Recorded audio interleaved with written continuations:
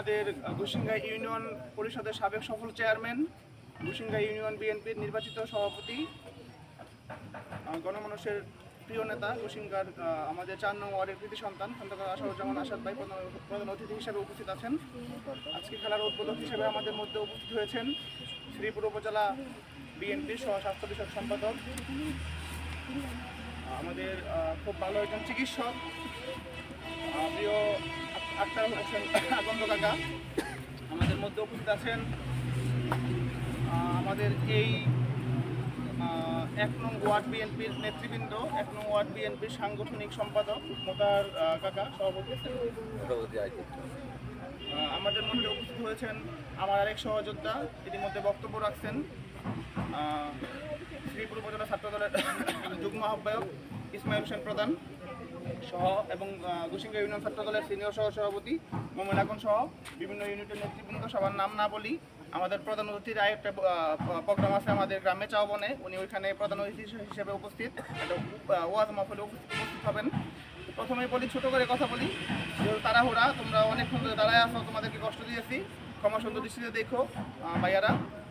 খেলাধুলার প্রতি তোমরা এত আগ্রহ, আমি একটা খেলায় আসছিলাম গত মাসে মনে হয়, মোতার ভাই ছিল, সিফাত ছিল, গুসিঙ্গা ইউনিয়ন ছাত্র দল সিফাত।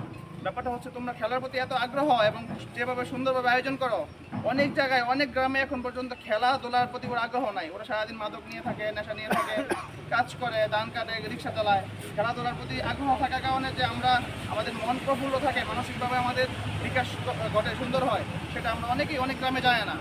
আমাদের এই গুসিঙ্গা হতে পারে আমাদের শত শত মেল ফ্যাক্টরি নাই, অনেক টাকা পয়সা নাই, কিচ্ছু নাই, কিন্তু আমরা প্রাকৃতিক পরিবেশ অনেক সুন্দর এবং খেলাধুলার মধ্যেই গুসিঙ্গার মানুষ সবচেয়ে এগিয়ে থাকে। শ্রীপুরে যখন প্রোগ্রাম হয়, গুসিঙ্গা অথবা হাটকাতলা অথবা করিবাগ অথবা পেলাইত অথবা এই কর্ণপুরের মানুষরা খুব ভালো করে এবং ফলাফলে প্রথম প্রাইজ নিয়ে সবসময় জয়ী লাভ হয়। আর একটা জিনিস মনে রাখতে হবে, দেশে যদিও এখন খুব সুন্দর সময় পার হইতেছে, তারপরও কিছু দুষ্কৃতিকারীরা কীভাবে দেশকে আবারও খারাপ দিকে নিয়ে যাওয়া যায় এভাবে কাজ করতেছে। অনেক দোসররা চেষ্টা করতেছে বাংলাদেশ যেন আবারও বিপদের মুখোমুখি হয়, সেই আগের সিচুয়েশনে যায় খারাপভাবে বাংলাদেশ চলতে থাকে, সেই দ্বারা যেন না ঘটে। তোমাদের ছাত্র সমাজকে অবশ্যই ঐক্যবদ্ধ থাকতে হবে এবং সজাগ থাকতে হবে যেন কোনো খারাপ কুদৃষ্টি বাংলাদেশের প্রতি বিদেশ থেকে না আসে। আমরা অবশ্যই ঢাকা, আমরা কখনো দিল্লি না, সুতরাং ঢাকার পক্ষে থাকতে হবে। প্রথমে আমরা মুসলিম, সুতরাং মুসলিম হিসেবে আমাদের দেশটাকে কীভাবে রক্ষা করা যায় সেই আশাবাদ ব্যক্ত রাখতে হবে এবং সবসময় সুন্দর সুন্দর খেলার আয়োজন করে আমরা কীভাবে মাদককে দূরে